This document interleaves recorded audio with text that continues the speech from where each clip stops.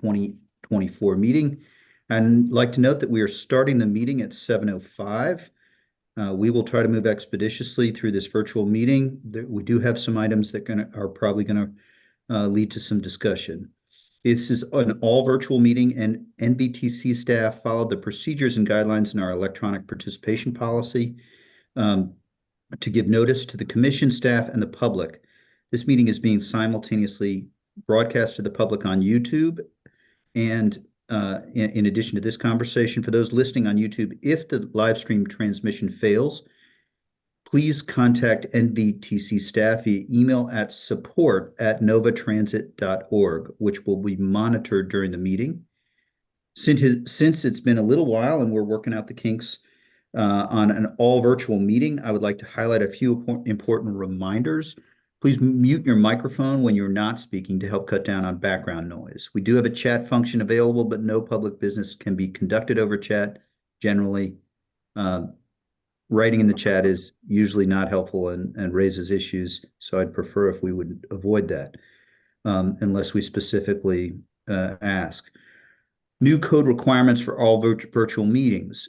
The language in the new code, state legislation states, when audiovisual technology is available, a commissioner shall, for purpose of a quorum, be considered absent from any portion of the meeting during which visual communication with the commissioner is voluntarily disconnected or otherwise fails, or during which audio communication involuntarily fails.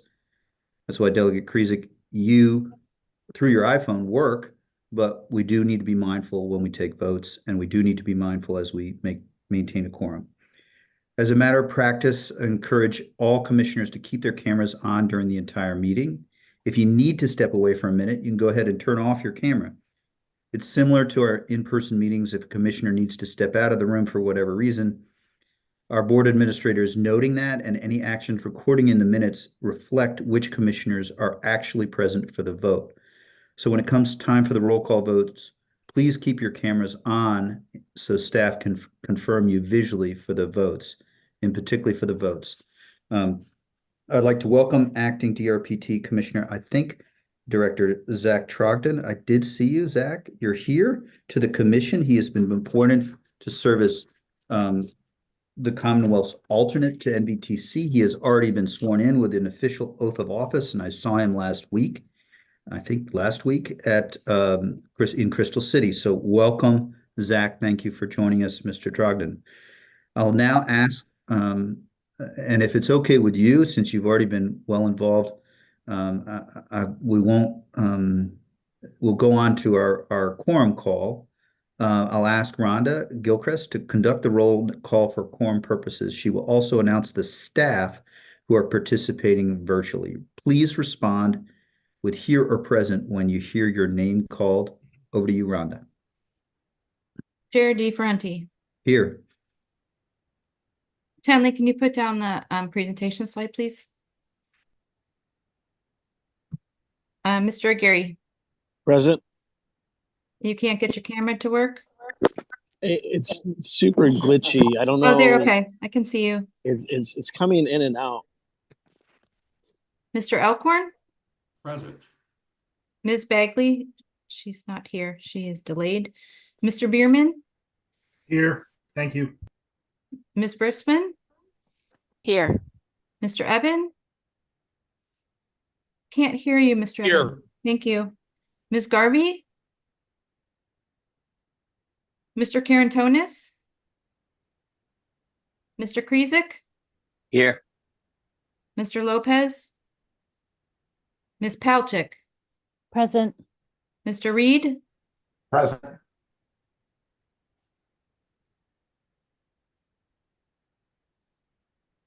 Rhonda, did you get me? Oh, I see you. Okay, there you are. Mr. Okay. Steen, I see you. Here. Mr. Sickles. Mr. Smedberg. Present. Mr. Snyder. Here. Mr. Stork. Present. Mr. Trogdon. Here. Mr. Walkinshaw. Present.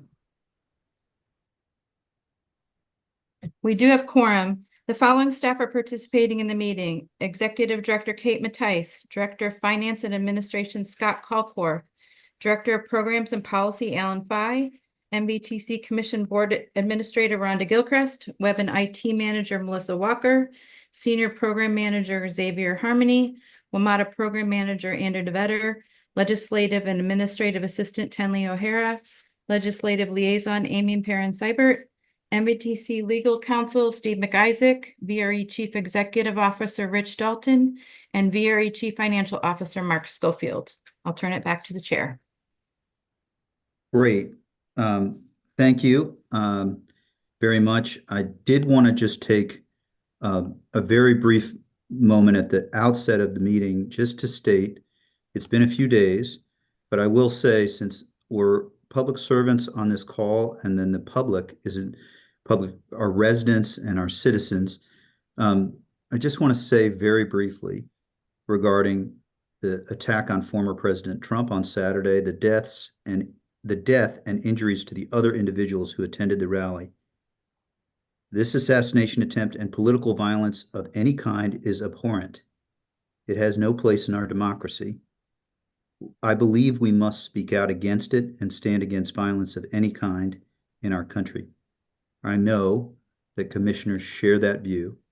I'm mindful that we all have different political viewpoints, but we must stand against violence, work towards civility, and share that leadership with our residents, as well as through this commission. So I hope you don't mind that I shared those few remarks as we get started.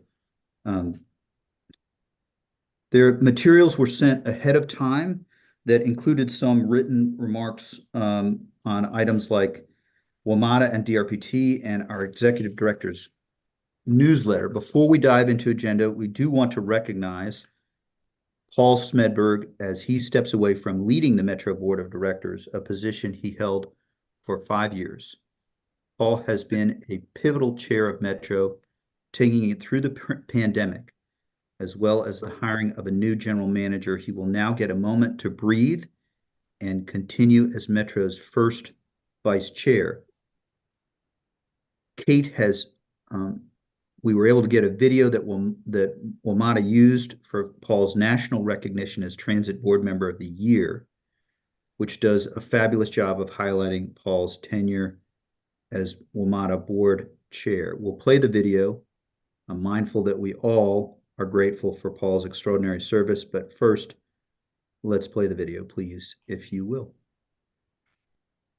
As WMATA's general manager, on behalf of the 12,000-strong Metro team, we are so proud to see Chair Smedberg recognized by APTA. Paul Smedberg is a servant leader, always putting the greater good first. He has dedicated the last 20 years of his public service to advancing transit in the National Capital Region. Under Paul's leadership, Metro has adopted a new strategic plan, created a more equitable fare system, reimagined bus and rail service, navigated challenging times including the pandemic, and has helped accelerate Metro's ridership recovery. Congratulations, Chair Smedberg. I want to thank APTA for recognizing me for 2023 Outstanding Public Transportation Board Member. Not only was this an honor, but a complete surprise. This recognition from this esteemed body brings my career to a full circle moment that makes me very proud. For as long as I can remember, I have been a transit advocate. I understood very early in my career that access to transportation made communities better, sustainable, and more equitable. That belief remains true today and an integral part of my approach to this important work. I'd like to thank the people with whom I've had the privilege and pleasure of working, from Metro, the Northern Virginia Transportation Commission, Virginia Railway Express, and the City of Alexandria. This award would not have been possible without you and your commitment to making transit in the National Capital Region better. I'm very proud of our collective accomplishments for transit customers and employees, making our region a better place to live, work, and play. My work for our industry will not stop after today. My promise to each of you is that I will continue to advocate for continuous advancements in transit.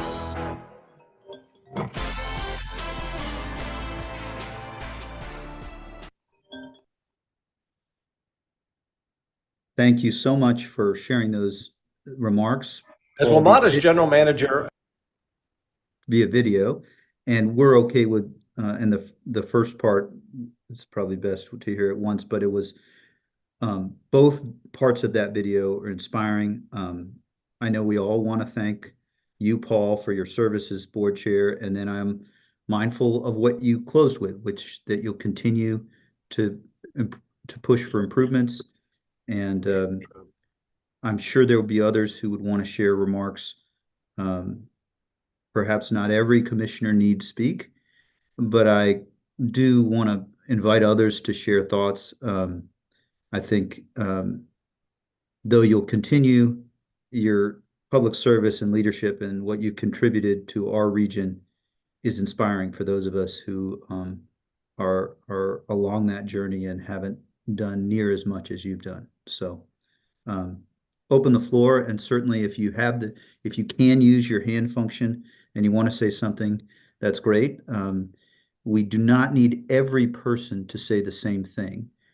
So if you want to share remarks, please let me know. Walter. Thank you, Mr. Chairman.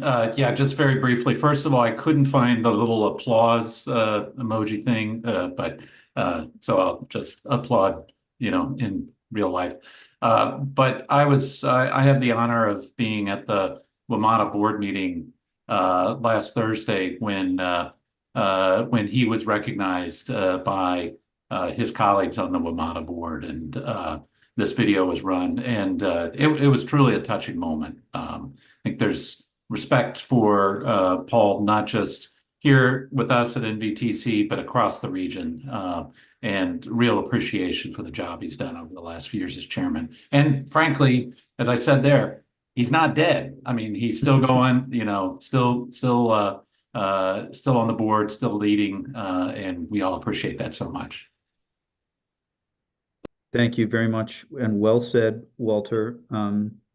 And just do want to commend you for the work, and glad that the WMATA, there was honor there. As a Virginian, I think all of us would love to have Virginians leading WMATA in perpetuity. We also are grateful that you're going to continue to lead us along with Matt on the WMATA board. You guys have been outstanding, and in particular, you've been inspiring. So anything that you want to say, Paul, given that you're Mr. Chair, the service? Or is there another hand? Go ahead. sorry, Mr. Chair. Thank you.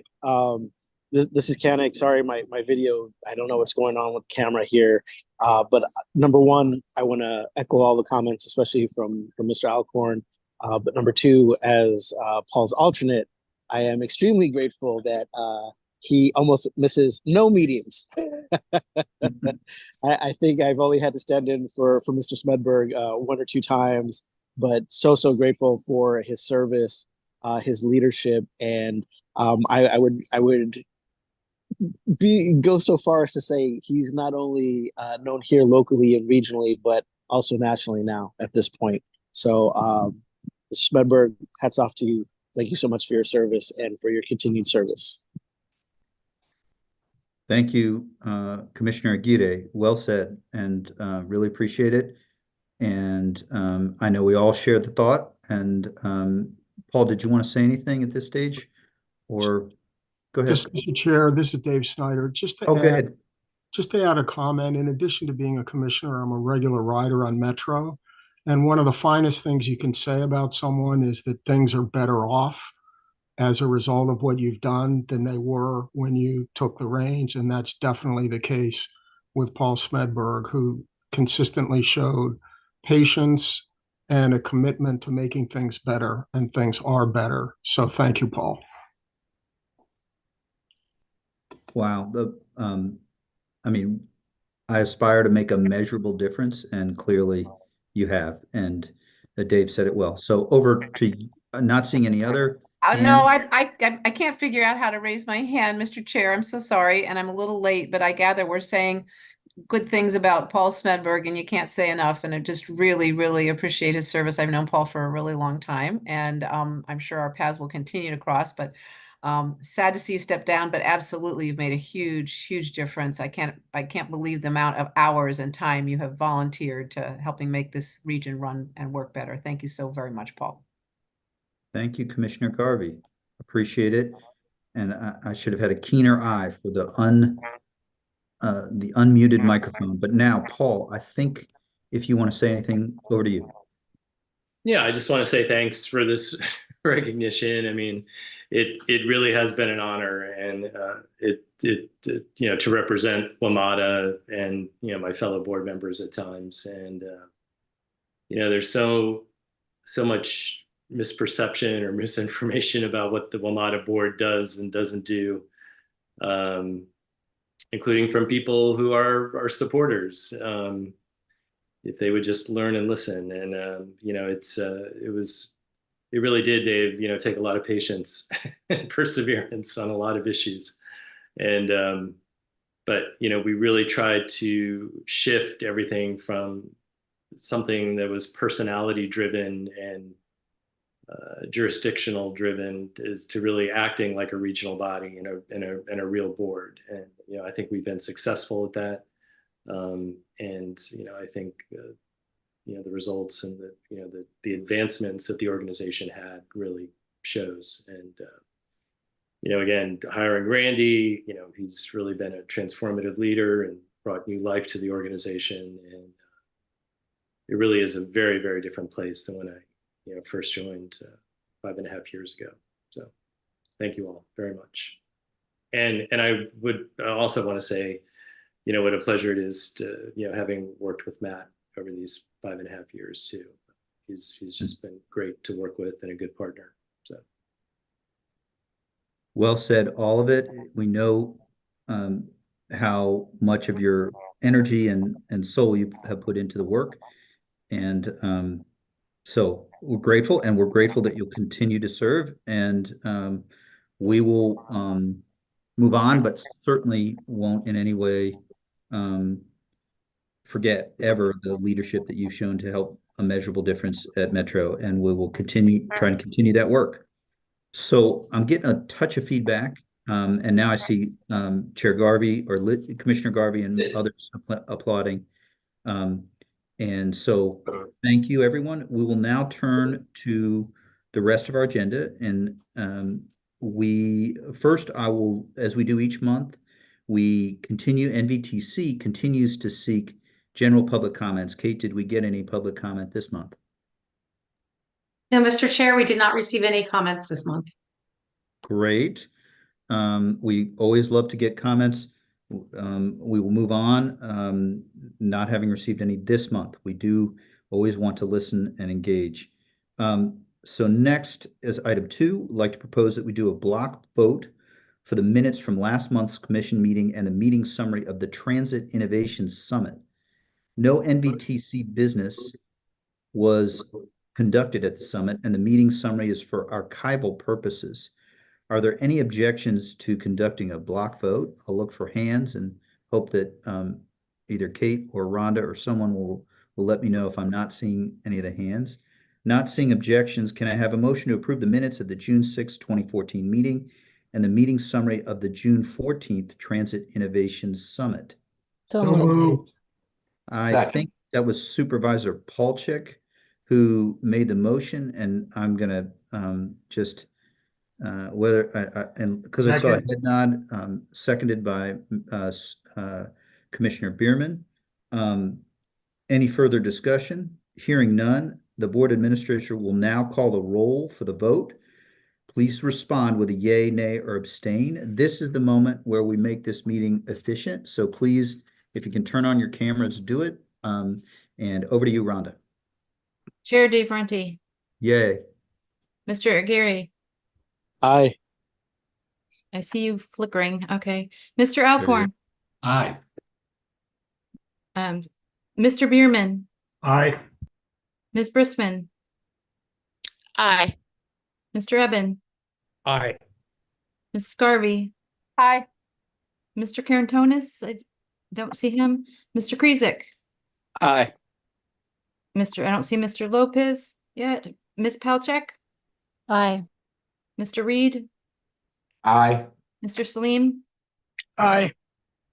Mr. Sickles, I don't think he's joined yet. Mr. Smedberg, Aye. Mr. Snyder, Aye.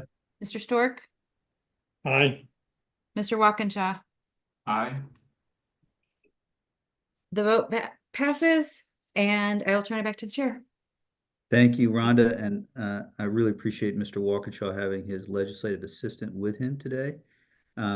It's inspiring as I try to, you may hear from my daughter in the background. Item 3. Tonight's consent agenda includes 4 items. 3A, approve the contract award for state government relations services.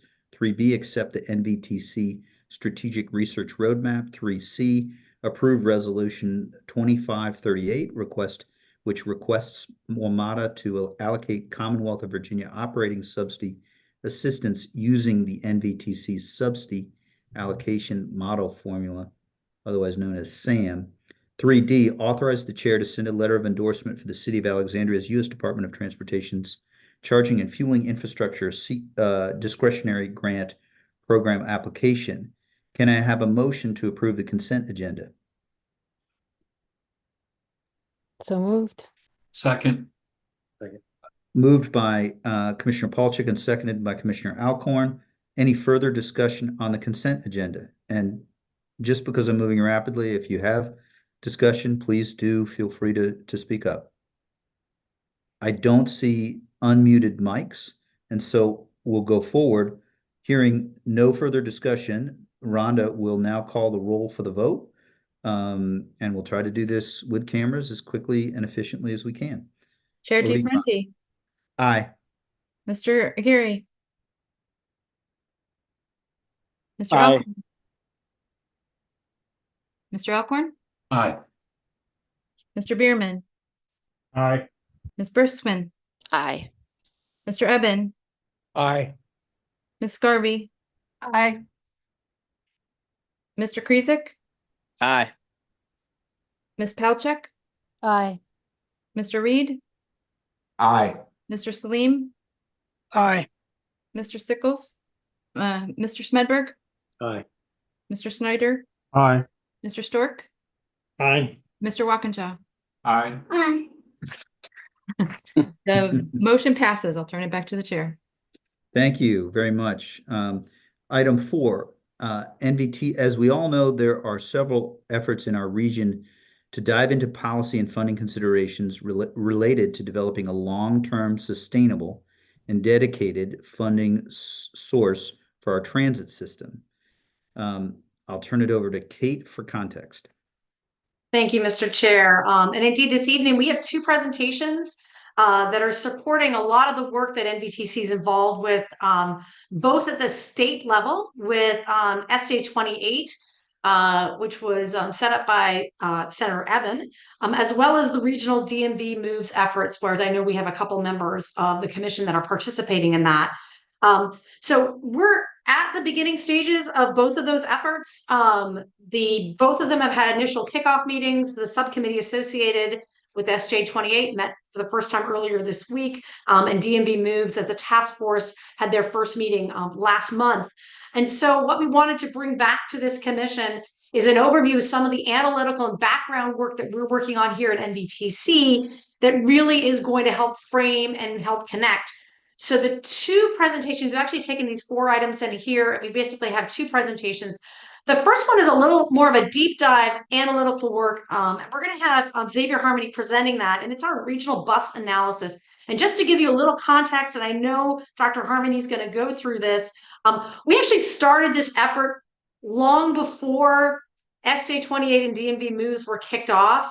And so what we're finding is that a lot of this work to understand how buses are moving through our region is going to be informing both at the macro level as well as in granular studies and analysis and findings that they have. So I just want to let you know that there's a lot of information that we're going to be finding from our regional bus analysis. And some of it's going to be very relevant to the DMV Moves and SJ 28. Some of it's going to be relevant to a whole bunch of other things to make our transit systems even better. So that is the first part of it. And then following that presentation, Alan Fye is going to be presenting the latest updates on activities related to NBTC staff work supporting SJ 28, Northern Virginia Growing Needs and Public Transit Joint Subcommittee, as well as DMV moves. And as I know Alan will talk about, we're involved in all of these things in many different ways. And a big part of it is making sure that each of these efforts are complementing each other and bringing the unique and strong perspective we have here in Northern Virginia. So Senior Program Manager Xavier Harmony is going to dive in to regional bus. And I think we will have some time for some questions right after that before we dive into some of the bigger stuff that Alan's going to cover. Dr. Harmony. Thanks, Kate. Thank you, Chair DeFrente. Next slide, please. All right, next slide. All right. Judging by the look so far, I assume everyone can hear me so well so far. So I'm going to talk about the regional bus analysis. I'm going to begin by talking a little bit about what is involved with it before going through some of the findings, and especially touching on heavily some of the parts that relate to SJ28 and the larger conversation going on here. So first, why a regional bus analysis? First of all, there are 6 bus providers in Virginia that must develop what we call transit strategic plans, TSPs. They used to be called transit development plans, TDPs, and they are a requirement by the Commonwealth, by DRBT. These agencies are highlighted on the right, and the one that is not an MDC agency there is OmniRide, but we're including them in this analysis. While each of these agencies has their own TSP or TDP, there is currently no regional strategic planning resource, and this is what the regional bus analysis attempts to do. It provides regional context and analysis that connects all these individual TSPs and TDPs together. MBTC study provides a macro level view, so a high level view of the region when it comes to transit. It focuses across jurisdictions and service areas, not just within a certain jurisdiction or within a certain agency. It finds opportunities for regional collaborations and efficiencies, where, for example, there might be opportunities to share infrastructure or facilities. I'll talk about that in a little bit. And then finally, there is a 10-year outlook. The TSP guidelines from DFPT require agencies to provide a 10-year outlook. And so we do the same to make sure it's on the same page. Next slide, please. So we start, I've got the scope of this project split into 2 slides here. We begin with looking at what exists in the TSP. So we begin with a meta-analysis of TSP. So essentially looking at all the individual documents, bringing them all together and providing a summary of the existing bus service and performance, plan changes and improvements, any perhaps strategic goals or anything listed in those documents, as well as asset or capital management or implementation.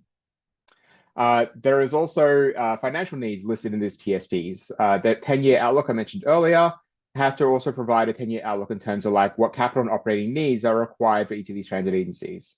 So as part of this study, we projected short-term and long-term capital needs for both operating capital using these existing documents. Next slide, please.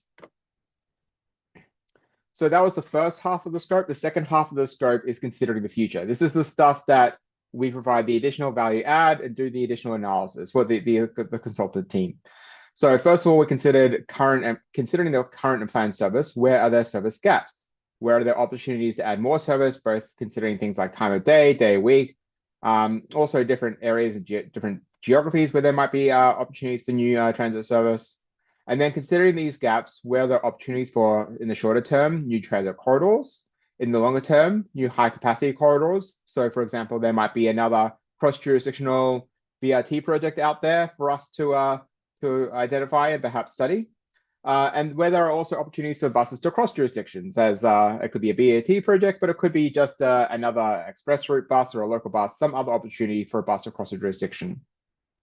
And then finally, considering the space and money constraints that especially this audience is especially well aware of, where are there opportunities to share infrastructure? So the common types of infrastructure that could be shared include maintenance, storage of fueling facilities, offices, and then of course the conversation that is very prevalent in our minds right now is also about zero emission buses. How does ZEB or zero emission buses change or affect things? And we're doing work right now that it considers some of this stuff, but it's an ongoing conversation. Next slide, please. So this is a summary of the report. The graphic on the right is just an example of some of the one of the outputs of some of the analysis that we have done in this report. And I'll mention that in a moment. But to start on the left, there are 5 major deliverables from this report. These are each of the things that I went over very briefly just before. And these are each going to be a whole section in the report. So the timeline, this is the old timeline. It was originally going to be presented in June, but we're presenting it this month. And we're asking for the commission acceptance of the findings in October. So that's the next opportunity we have to do this, since we have some change things happening in September. The graphic on the right, like I said, is an example of some of the work that's gone into this. So this is actually a graphic.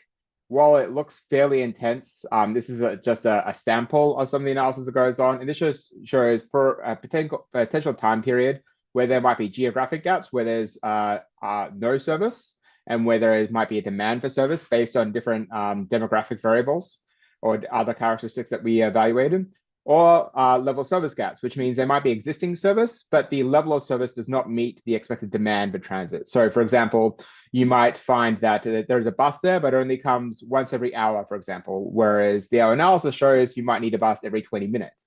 And so that's an example where there might be a gap, a level of service gap. We did this kind of analysis for different time periods using different types of data. And this is just a taste of what will be in the full report that'll be available for you all to see by October. Next slide, please. But I'm going to give you a bit of an overview of some of the key takeaways before then. But before I do that, a really important part of this is talking about how this work fits in with other regional work. There's a lot of stuff that's been going on in this region when it comes to bus, especially notable the WMATA Bus Network redesign, as well as the MBTA BRT PDP, the BRT redeployment plan. These are, you could say, sister studies that are happening, focusing on bus. But while each of these studies is occurring right now, they're all slightly different. There's slight differences in geography, in who's involved in some of the transit operators, the types of analysis being done. But one really important thing that we're emphasizing, that regional coordination is key. In each of these studies, we have people sharing, working in each other's working groups or technical advisory committees. We have people reviewing each other's materials, all making sure that we're not duplicating work and that we're doing a value add for the region. A new thing that we have been focusing on, as Kate started with at the beginning notes, is that a lot of these projects started before DMV moves was even a concept, but all of this work is feeding into the DMV moves process. So this is what the graphic on the right is sort of indicating. While these existing studies might be slightly different to each other and all are building on each other, they all can be falling down to what's happening for DMV moves. They're all informing the DMV moves process. And a lot of the technical staff that has informed these 3 studies are also informing the DMV moves process. Next slide, please. So now I'm going to talk about a little bit of some of the preliminary analysis from the regional bus analysis. I'm going to give a bit of an overview of the bus infrastructure analysis part, and then talk a little bit more about the financial piece. So first of all, one of the most important things we have been doing in this analysis has been looking at where there are opportunities to share infrastructure. We recognize that a lot of places are resource constrained, especially in terms of just where you can actually put a bus yard, for example. And so one of the things we've been discussing is where are the opportunities in the future to perhaps build partnerships or opportunities for different agencies to share facilities, share resources.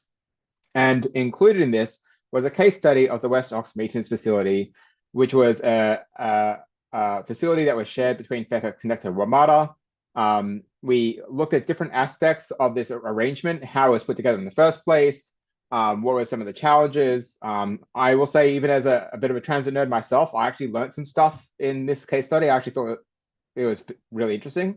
So if anyone is also wants to know about transit when the study is available, I recommend having a look at this case study. I think it's really interesting. Some of the things are highlighted here for some of the highlights. So for example, agency specifications can vary between operators. WMATA and Fairfax Connector have different standards and specifications for what you do for things like security, for example. And so it prompts some of the questions about things like whose procedures should be implemented, who pays for the higher standards, how those costs get split when one has a higher standard than the other. And also, we also consider other things like when comes to an expansion facility, it's very likely to happen as systems grow. They don't necessarily grow at the same rate. So how does that get triggered? How does an expansion happen? How does the cost get split? That's a common theme we found in the case study about splitting costs and how that changes over time. We found we talk about more of this in the report itself, but these are a lot of the questions sort of came up and arose, and it was really insightful to sort of see how this case study can help inform future opportunities for sharing infrastructure. Next slide, please. So the next few slides are about the financial analysis that we did. This, again, is mostly a summary of what was in the TDPs and TSPs.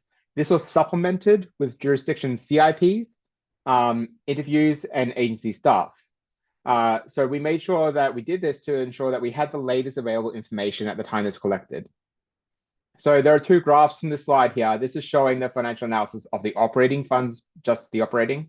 On the left, you can see how we expect operating funds to change over time. As I mentioned earlier, this analysis has a 10-year outlook. And so you can see 10 years looking to the future here on this graph on the left. As you see, operating is a fairly consistent growth over time. It's about 4% increase a year. And they're largely driven by increases in service. So you can also see revenue hours. It's a common measure for recording transit service changes on this graph. And you can see they're increasing at around the same rate. The hours slightly lumpier, but overall, that is a predominant reason why operating costs increase over time. I will also point that while it's a little bit lumpy, the region is anticipating an almost 40% increase in bus service over the next 10 years. That is, again, just for the TSPs and TSPs. On the right, you'll see how the operating cost increases are expected to be funded. These are, again, from the public documents, the TDPs, TSPs, as well as interviews with agency staff who can update us with anything that's changed since these public documents have been published. I think it's notable that almost 50% of costs are provided by the local entities. And while state costs in here are about 20%, it will note that DOPT funds no more than 30% of all operating costs borne by public transportation operators, that is policy DOPT. And so that state number can vary a little bit. And some of you might see a federal piece there. I just want to be clear that that is just the OmniRide piece and doesn't actually affect any of the doesn't come from any of the jurisdictions in other agencies in Northern Virginia. I will also be clear that this does not include WMATA. This is only the transit agencies that operate in Northern Virginia in the MVTC districts, except for WMATA. WMATA is accounted for only in another analysis where there are service gaps, stuff like that, but not in the financial piece. Next slide, please. Okay, so we just looked at operating. Now I'm going to switch to capital. Before I begin, though, I want to highlight that we are only showing 5 years of data for capital. And this is an important distinction because while operating is a little more predictable year over year, capital is less predictable. The further out you go, the harder it is to predict. And so we're only showing 5 years because it gets a little, let's say, wonky as you get further out. We're only showing 5 years because it gets a little lumpy. So on the left here, we show what types of capital investment are anticipated over the next 5 years. And then on the right, we're showing the types of revenue sources. So major capital projects is a very significant chunk on the left. And major capital projects are things like BRT and other major corridor upgrades, electric bus infrastructure, those major capital expenses. We know there's quite a few BRT projects in the works in Alexandria and Fairfax County, for example. And this is a significant chunk of the major capital projects. Outside of that, the major cost is fleet vehicles, which is to be anticipated for bus transit. It's a major component of the capital cost for transit agencies. On the right, the revenue sources, federal dollars are used heavily for some of these BRT projects, especially. Outside of that, a lot of the funding is coming from state, regional, and local sources. Next slide, please. And this is going to be my last slide before we open up for any potential questions. This is the overview of the capital and operating combined. Again, because of the limitations with capital, I'm only showing 5 years here. We have data for 10 years, but in our professional judgment, the last 5 years of that is not necessarily reflective of what is likely to be the capital cost in those 5 years. So we're only showing 5 years here. But for the next 5 years, we're anticipating $1.4 billion in operating needs across all the bus agencies in Northern Virginia, again, excepting WMATA. $1.6 billion in capital costs, coming to a total of about $3 billion. And it's almost exactly, it's pretty close to $3.0 billion there. For the next, again, 5 years. So that is the overview of some of the stuff we've done so far for regional bus analysis. The full report will be available as we prepare for acceptance of the report in October. There's a lot of interesting stuff in there. It's going to be over 100 pages. So it's, you know, you can either nerd out like me or use it as a good thing to help you fall asleep at night, whatever floats your boat. But I've read this thing a bunch of times already. And I think there's a lot of interesting nuggets in there. I am happy to accept any questions there may be. Thank you, Dr. Harmony. Do commissioners have commissioners have questions or comments? It is, I note the last slide, which talks about the need for investment to reach all of the work that we would like to do. But I'll look for hands or unmuted mics for questions.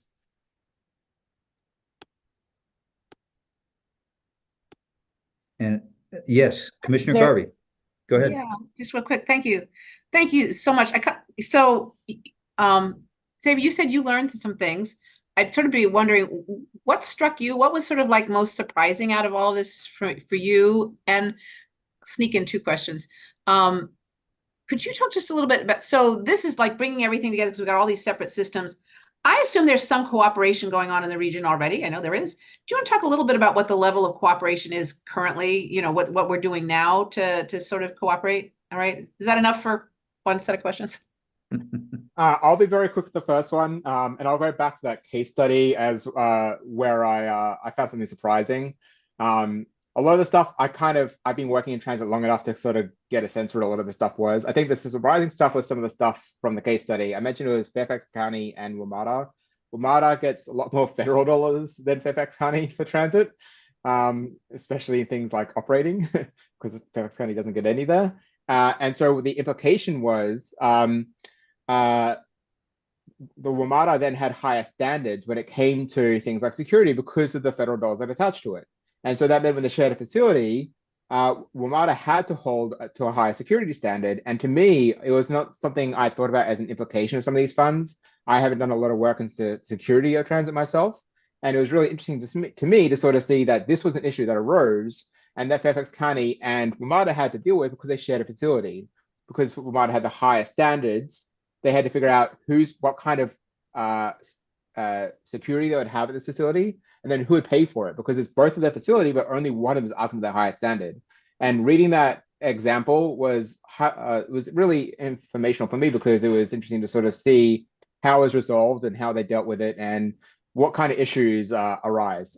For the other question about regional cooperation, there's a lot of ways this happens. One of the most easiest ways this happens actually is with MVTC, with our Management Advisory Committee meeting, our MAC meeting, which is a regional staff meeting that happens every month. That is one way. We are all in each other's meetings. So MVTC staff, as well as everyone's jurisdictional staff, attends all the regional meetings that happen in the region, whether it's about a specific project. So like in Vision Route 7, we have everyone involved in that. But we also have our Vision Route 7 program manager attending other BRT meetings to find out what's happening there, learn from their lessons and everything going on there. The Metro COG is also another opportunity for everyone to share in each other. There's a lot of regional meetings that happen where everyone coordinates and talks to each other. And the coordination happens both in the meeting itself, but also before and after the meeting, where we have opportunities to, you know, go talk to each other, catch up with what's going on and make sure we're aware of what's going on. There's a lot of, it's one of the reasons I actually like working in this environment, in this area, because there is a lot of that camaraderie between each other. I hope that answers your question. It does. Thank you so much. I really appreciate it. And this is great work to have. Thank you. Thank you, Commissioner Garvey. Commissioner Palchik. Thank you. Mine is much simpler, and you may have answered this already. But looking at these graphs, I know you mentioned currently about half of the funding is local. Is this for the full amount, or would this, remind me, is this just the local amount?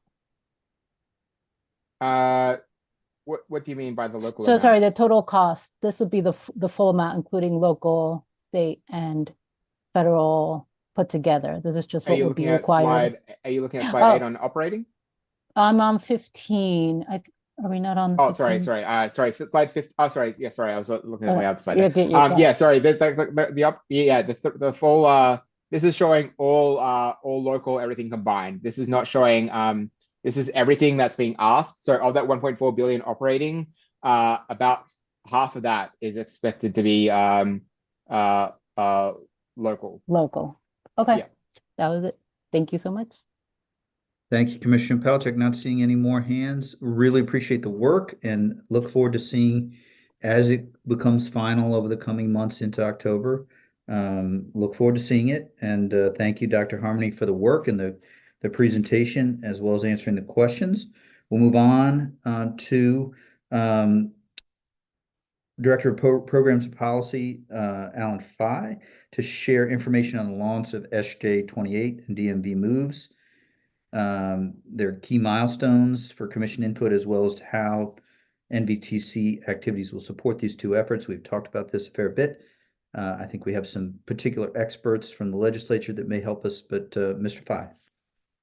All right, thank you, Mr. Chair. Good evening, everybody. Just wanted to give you a quick rundown of some of the efforts that are going on out there. You've seen this slide a couple times, but I think it's worth reinforcing all the coordination. That conversation has been coming up multiple times today about how the region coordinates and how we in NVTC district coordinate here in Northern Virginia. So if you go to the next slide, please. So this is the big one that kind of has NVTC right there in the middle of the universe of all the work going on right now. Xavier talked about his regional bus analysis, so we're going to be coming back to get approval from you all pretty soon. There are a lot of really great inputs that are going to take from his report that feed into all these other efforts going around. DMV Moves is looking at a very, very macro level from the entire DC metropolitan region.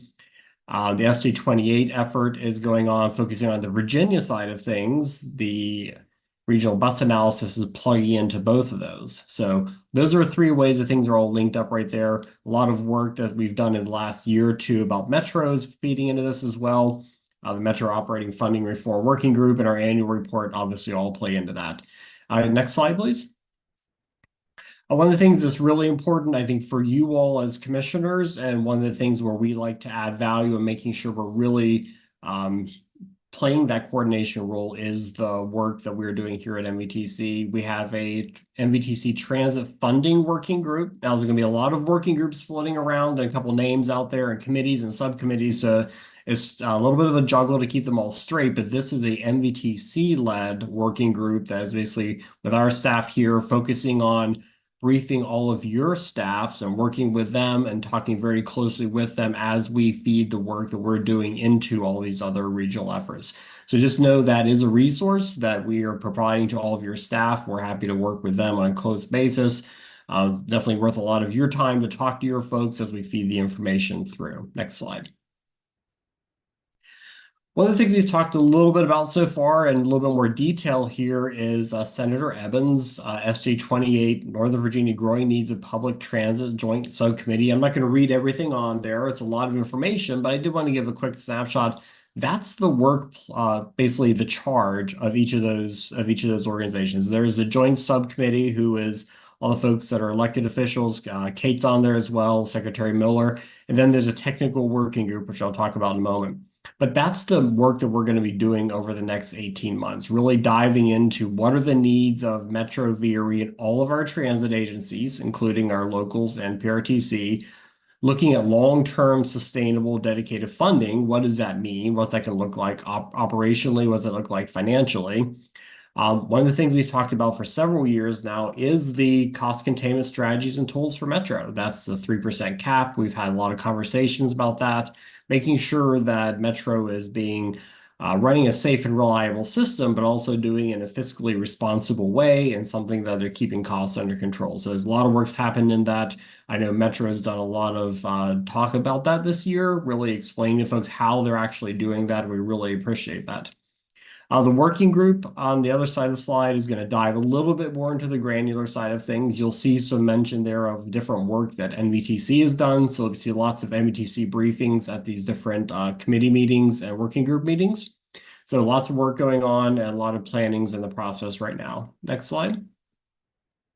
So just a quick reminder of who the subcommittee members are. Those have been up there for a while. The actual subcommittee, the technical working group, the folks that are on that have just kind of come together in the last week or so. Just so in case folks don't know, Senator Eben asked me to be the chair of the technical working group. So I thankful for him for that opportunity to lead that group going forward, diving into that really technical work that's going to feed into the work we're doing here at NVTC and also to the subcommittee. So work is well underway to get the working group stood up and to make sure that we're being responsive to the requests that we get from the subcommittee.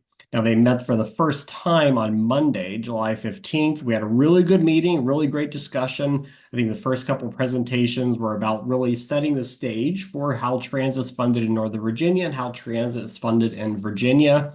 We got a lot of homework from the subcommittee as well. Some things that we're going to be working on, some analysis we need to do, some data requests, and some requests for different presentations for folks to come back. So I think at future subcommittee meetings, you're going to see NVTC, VRE, WMATA, OmniRide, local providers, and all kinds of stakeholders making their way from the working group up to the subcommittee to make sure we're being responsive to what they're requested for us to do, but also really informing the work going forward. So at this point, that's kind of all my slides. I do want to turn it over to Senator Eben if he wants to add anything about the first meeting we had this week. Not much to say, just to thank Alan for his presentation. We had a good presentation from Alan on funding of the way funding for transit works in Northern Virginia to date. And we also had one from Director Trogdon on the state transportation funding regime that we have right now. We did expand our work plan a little bit, as Alan mentioned, based on requests from members of the subcommittee for research. We're hoping to announce our remaining meetings for this year in the next week or so, and hoping that we'll be having them in Northern Virginia, and that'll be finalized in the next, hopefully 7 days. But really appreciate everyone who participated and everyone who provided support for Alan's presentation that we received earlier in the week. Thank you. Thank you, Senator Eben, for your leadership, the brief description of the key points. Do any other commissioners have questions or comments for Mr. Fye, or, I'm not sure that Senator Eben bargained for lots of questions, but if you have questions for him, he's leading us on this. So questions for Mr. Fye or Senator Eben? You do not have to make, it's early stages, so you don't have to make them up. I see mostly muted mics, and I see that Commissioner Bierman is following Commissioner Walkinshaw's lead and is bringing a legislative assistant of some sorts to help. So Mr. Fye, this is important work. We're thrilled that you're appointed to lead it. Thank you, Senator Eben, for your leadership over the past year plus on Metro, but in this specific, in the legislative session. We will move on unless I see questions, but that does not mean that we don't know how important this particular work is. Now, one more bit of this. Go ahead, Kate. No, I was going to say, Mr. Chair, what I was going to just say is that one of the things, obviously, this is going on, and we have other work going on with DMV moves. This is going to be really important. We're going to be bringing this information to the commission. This absolutely, the recommendations that are going to come out of the subcommittee, we expect to have some of them coming out in November of this year and more coming out in November of next year. These are going to be things that we're going to want to hear from all of you on the commission as it relates to our legislative agenda, or even other ways in which we're providing influence within the region. So, Alan and the team in general have done an incredible amount of outreach to the localities, to the jurisdictions.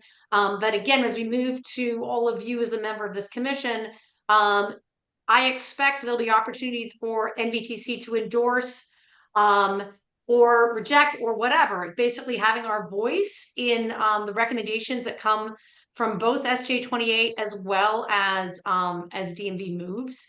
And that is something we anticipate over the fall as these products come together. And I do see Mr. Alcorn has his hand out, if you don't mind me passing that on to the chair. Sure, Mr. Alcorn, and we'll come Yeah, back just to Mr. Fye.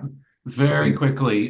So I am NVTC's representative on the SJ28 subcommittee. So please, if you have things you would like me to raise or would like to discuss any of that, please don't hesitate to contact me. Glad you both shared your thoughts, because digging in, there's nothing inevitable about these two processes leading us to solutions that can move us forward. So we are going to have to dig in with skill. And I think that's what both of you are alluding to, and important to do so, particularly, as we're working through a virtual meeting where, engagement with the material is ahead of us. Mr. Fye, did you have anything to add, or did Kate cover it, or no? I think that pretty much wraps up most of what I had to say. That we did one last slide, just a reminder about the DMV moves. So there have been several advisory group meetings that have happened since the initial kickoff back in June. The next larger task force meeting is scheduled for sometime in September, and I know the subgroups have more work to do. One of those was earlier today that Kate had a chance to participate in. I just want to turn it over to her if she had anything she wanted to add context-wise from the meetings today. Kate? Thank you. And indeed, and I do see Senator Evans' hand is up. I just want to make sure that if there was anything you wanted to add, Senator Evans. No, it's more about DMV moves. It's just a question when you're done with this slide. Sure. So the DMV moves has a task force, and we've got on the slide here the members representing Virginia. So we do have a handful of folks that are sitting here at the commission that are engaged with that. There are two subcommittees, working groups, advisory committees, I can't remember the exact names, that are associated. One is a stakeholder group, the other one is a government partner. So there was a government partners meeting today, which is really, again, just like works with any of these, the staff level are fleshing out and working out things that then can be, technical information that can be presented forward. I think it's fair to say that the conversation among the government partners today was very active. We had a lot of participation from our local transit systems to talk about things that are important to them, that makes them unique within a regional system. And so I think that there's going to be some very good conversations moving forward about what the regional vision is for transit and what that looks like, knowing that our localities and our systems are serving some very special needs. And so there has not been there yet to be any conversation about funding or what have you. This is very much focused on what is the vision for public transit. So I think there's still a lot of homework to do prior to the task force meeting in September, which I looked on the calendar here. It's September 23rd. Senator Evans, does that answer your question? No, my question is, what's the best way, Kate or Alan, for those of us who want to stay informed of what the DMV Moves Task Force has done? Like, are there minutes, for example, from the June 10th meeting that we can access at a certain place online, or is there a distribution list that we can become a part of so that we can be notified when future meetings are happening, but most importantly, getting the minutes of the meetings as they come up? And so, Senator, I know I can probably answer this. It looks like Mr. Smedberg, who is the chair of DMV Moves. I didn't know if you wanted to answer that question. There's actually a fantastic website. So, but Mr. Smedberg, did you want to respond? Go ahead, Mr. Smedberg. Yeah, thank you, Mr. Chair. Senator, there's an entire website that's chock full of information. Any of the minutes or any meeting stuff is going to be made public, obviously, with public officials involved and others involved. And you'll be able to see that, on the website. So there's a whole communication plan. And, one thing I wasn't able to speak at the, I was on the call, I was hearing what was happening at the SJ28 meeting. But you know, Delegate Sickles, myself, Deputy Secretary Sargent, and maybe one other are on that DMV moves. So we could easily give a brief update or updates, you know, as, you know, the work of, you know, your committee moves along. You know, we could easily, you know, give updates to folks. Thank Just you, Mike. for the public, it's dmvmoves.org is the website. Great. I found the website, so I'm glad That's to pretty robust. know to look for it and to read it. Thank you. Thank you, Senator Evan and Mr. Smedberg. And I think it, you know, I also think in addition to updates that you could have at each of the meetings, we need to stay in close touch, and we need to do so, of course, consistent with all open meetings pieces, but it may be useful between now and say mid-September for, you might want to have a phone call with, you know, Paul or you know, I know you see Delegate Sickles, of course, and Senator Serville, but it could be useful to have a conversation, and I'm also willing to have a phone call consistent with public meeting sort of pieces, but the website will provide significant updates. So Mr. Alcorn, unless Mr. Smedberg, do you have additional follow-up first? And then Yeah, we'll go to- I just wanted to say, Mr. Chair, just for the information for others, you know, the CAOs have their own, or the city managers, county administrators have their own group. They're part of that government partners advisory group. And they've been very, very active, you know, working with everyone.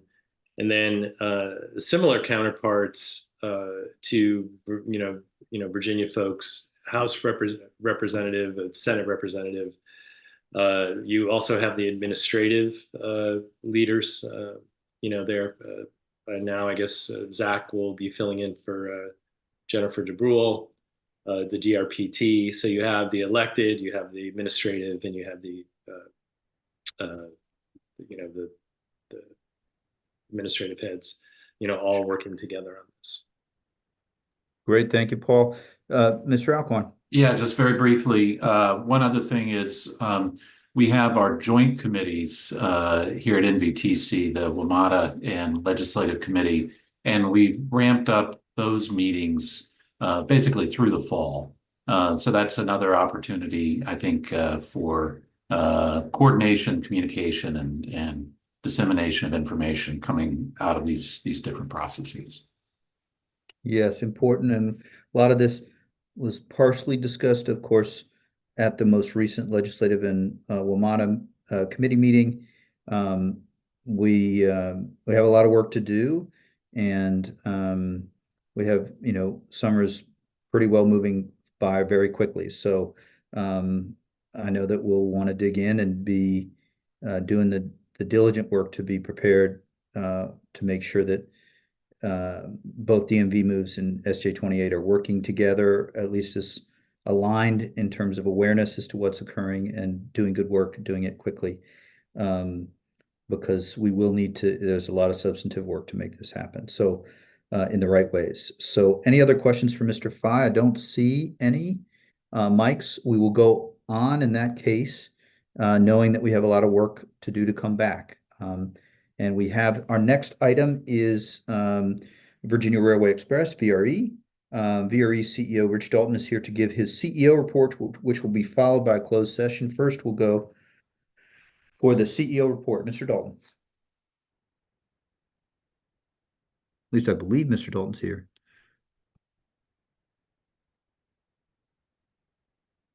Actually, we heard you for a quick second. Rich, I think. They're muted. Yeah, there we go. How about that? We can hear you better now. Okay. Great. Well, and we thank can you. see you. I think there are a couple of you, and you just waved, I believe, and there's a couple in the, and there we go. Mr. Dalton, over to you. Yeah, thank you, Mr. Chair. And just to confirm, I do in addition to myself in the room, I do have Mark Schofield, our Chief Financial Officer, and of course, Steve McIsaac, General Counsel. So, yeah, let me just start. You do have the CEO report in your package. I'll just augment that a little bit. Just from a system performance standpoint, for the month of June, our overall system performance down in the mid to low 70%. We saw a lot of weather related type events that just added to existing congestion out there, and of course with that is heat related events as well. Ridership, as it does typically this year or this time of year, has tapered off just a little bit. But we have seen, we've come into the 4th of July weekend. We did see that get a little soft as well. But we do see a little bit of an uptick post July 4th weekend that'll of course subsequently report out in the months ahead. So just wanted to stop there, Mr. Chair. If anybody has any questions before we move on. Sure. Any questions for Mr. Dalton on his report? And feel free, but I see any questions? I don't. Oh, Mr. Snyder. Yeah, Rich, what is the ridership percentage? You mentioned that it was up, that it tapered off, that it was climbing a little bit. So what is the ridership right now? Yeah, so for the month of June, we were right at 6,400, which is down from the previous month of May, about 300, 350 average daily riders per month. And how does it compare to 2019? Well, we're still 40%, maybe 40 to mid 40% of where we were in 2019. Okay. Thanks a lot. Thanks for your work. Gotcha. Thank you for the questions, Mr. Snyder, and your answers, Mr. Dalton, and also thank you for your brief and honest and clear summary of the past month, as well as the work that you all are doing. So now we will turn to closed session. Unless any other commissioners have comments. I don't see hands. I don't see unmuted mics. So we will move on to closed session. For the benefit of the listening public, we plan to return after closed session. The closed session will discuss a VRE matter. After the closed session, we plan to return to an open session. The YouTube feed will continue with it muted and a screen notice stating that we are in closed session. The meeting will resume live when we return to open session. In case of technical difficulties and the live feed is interrupted, viewers should check our YouTube channel for a new feed. After we take we'll have a vote on the closed session. It will take a minute for Melissa to put the rest of staff participating in this virtual meeting in the lobby to wait for us to return an open session. Staff who are participating in the closed session are NVTC Executive Director Kate Mattice, VRE CEO Rich Dalton, VRE CFO Mark Schofield, and Legal Counsel Steve McIsaac.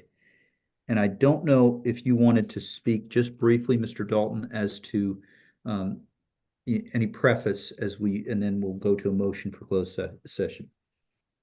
Mr. Chair, yes, there was a press release on June 4th where the VPRA had announced that they are in discussions with the Norfolk Southern Railroad as it relates to the purchase of the Manassas line, and they're also pursuing an option to extend passenger rail to the New River Valley on the Norfolk Southern main line. So, of course, the outcome, primarily the former, does have a potential impact on VRE. So that's the overall purpose. Great. Thank you for that context. And I will now provide a motion. I will make the following motion that aligns or sort of moves based on that comment. Pursuant to the Virginia Freedom of Information Act, Section 2.2-1 3711A3 of the Code of Virginia. I move that the Northern Virginia Transportation Commission convene a closed meeting for the purpose of discussion of the acquisition of real property for a public purpose related to VRE operations on the Norfolk Southern Rail Line, where discussion in the public would adversely affect the negotiating strategy and bargaining position of the commission. Is there a second? Second. Seconded by Commissioner Garvey. Any further discussion? Hearing none. Rhonda, please do the roll call vote if you would. Chair DeFronti, Yes. Mr. Aguirre, I believe he dropped off due to technical. Yep. Mr. Alcorn, Aye. Mr. Bierman, Aye. Mr. Briskman, Miss Briskman, Miss Briskman. You're muted. I think you're on now. Aye, sorry. You. Mr. Eben, Thank you. Aye. Ms. Garvey, Aye. Mr. Krizik. Oh, did Mr. Karen Tonis show up? I don't believe so. Mr. Krizik, Aye. I believe I saw Mr. Lopez join. Aye. Ms. Palchek, Aye. Mr. Reed, Aye. Mr. Salim, Aye. Mr. Smedberg, Aye. Mr. Snyder, Aye. Mr. Stork, Aye. Mr. Walkinshaw. Aye. Motion passes. I'll turn it back to the chair. Thank you, Rhonda. So we will now go into closed session. And Melissa, I'll wait for you to confirm that all others who are not meant to be in the closed session are in the lobby.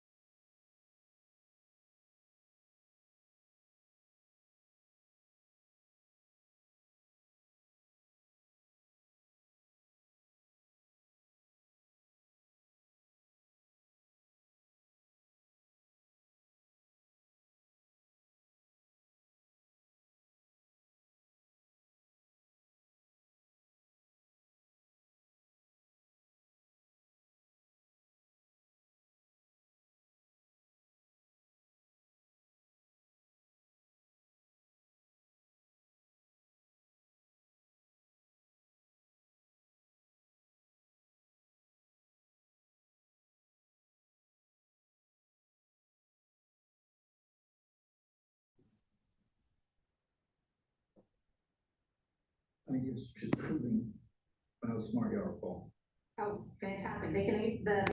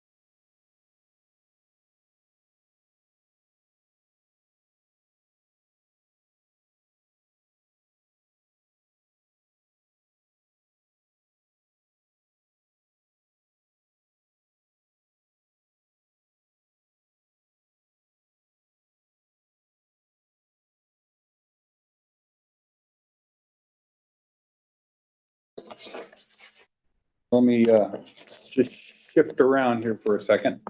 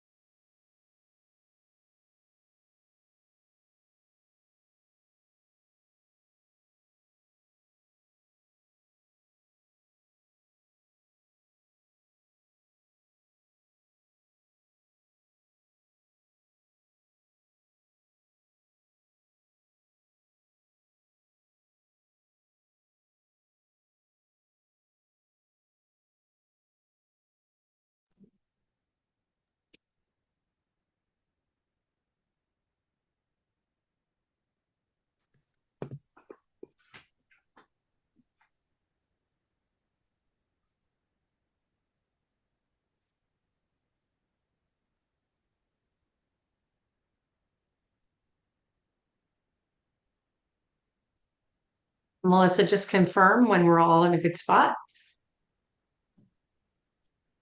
Looks like I Think see it. so. Thank you. All right, Mr. Great. Chair. Thank you. We're now back in open session. Welcome back to the public and staff listening via YouTube live stream. We have to certify that we're coming out of closed sessions. I will make the following motion unless, Steve, you tell me that I cannot make this motion. Pretty sure I can. I'll need a second.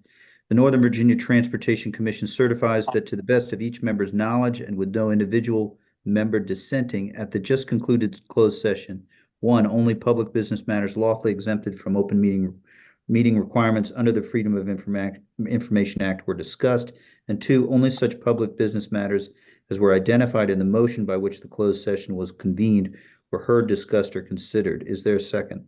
Second. Second. Seconded by Mr. Alcorn. Any further discussion? Hearing none. Rhonda the board administrator will now call the roll for the vote. If you could put your camera on, and we will move expeditiously through the vote. Go ahead, Rhonda. Chair DeFrenti, Yes. Mr. Alcorn, Aye. Mr. Bierman, Aye. Ms. Briskman, Aye. Mr. Evan left during the closed session. Ms. Garvey, Yes. Mr. Krizik, Mr. Lopez, Aye. can you turn your camera on? Sorry. Thank Yeah. you. Thank Ms. you. Pal- Thank you. Ms. Palchek, Aye. Mr. Reed, Aye. Mr. Salim, Aye. Mr. Smedberg, Aye. Mr. Snyder, Aye. Mr. Stork, Aye. Mr. Walkinshaw. Aye. Thank you. The motion passes. Great, thank you. As a result of the closed session, I'll ask if staff could put up the resolution just so we can show it. This is Resolution 2539, which authorizes the VRE CEO to execute an interim operating access agreement with the Virginia Passenger Rail Authority and direct the VRE CEO to finalize operating access agreements with VPRA and Norfolk Southern. If you could just expand it a little bit, there are a number of recitals that essentially go through our history, that go through VRE's history with respect to this, that describe some of the commission's pieces. And then on the second page, the recitals are less critical than the resolved, which is an interim operating access agreement, is the focus as identified in the motion I just made, or the motion I just described.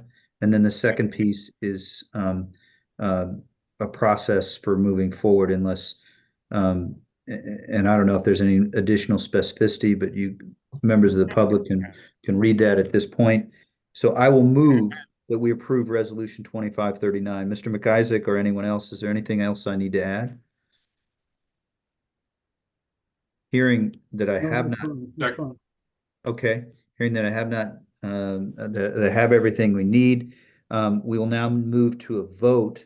Well, first, I've made the motion to pass Resolution Second. 2539. It's seconded by who? Palchek. Palchek.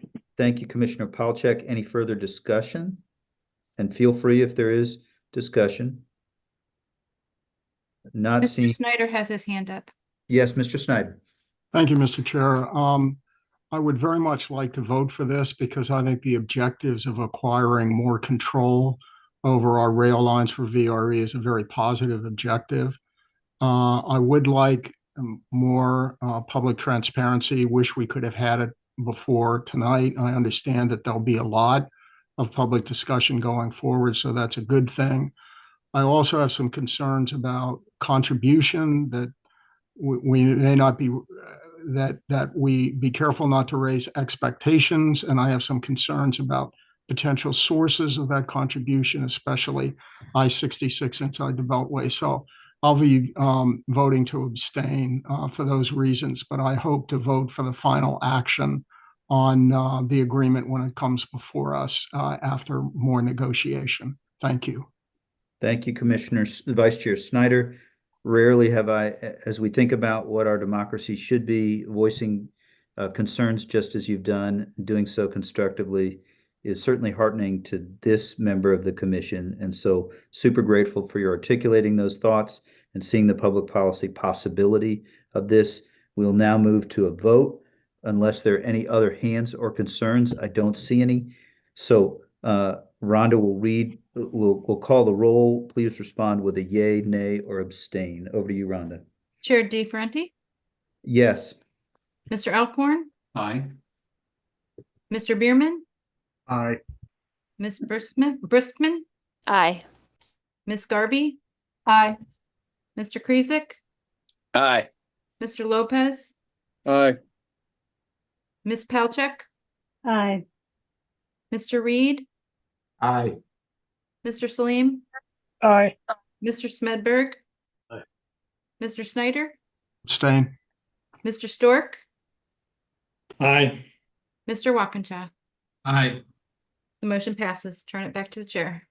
Thank you, Ms. Briskman and others. If you need to get healthy or go to bed, go for it. We've had our final vote for the evening. Thanks, guys. We'll see you later.